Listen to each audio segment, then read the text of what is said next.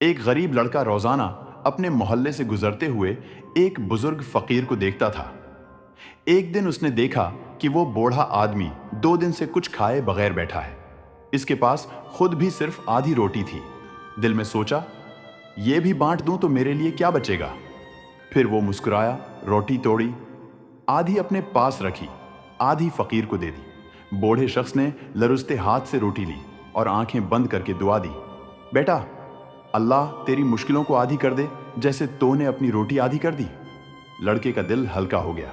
وہ چلتا رہا مگر عجیب سا سکون ساتھ تھا۔ اگلے ہی دن اس کے گھر دروازہ بجا۔ محلے والے بتا رہے تھے کہ لڑکے کو ایک اسکالرشپ مل گئی ہے جس کا اسے مہینوں سے انتظار تھا۔ ماں نے حیرت سے کہا، بیٹا یہ کیسے ہوا؟ لڑکا مسکرا کر بولا، امی، شاید آدھی روٹی نے پوری دعا بن کر واپس آ گئی۔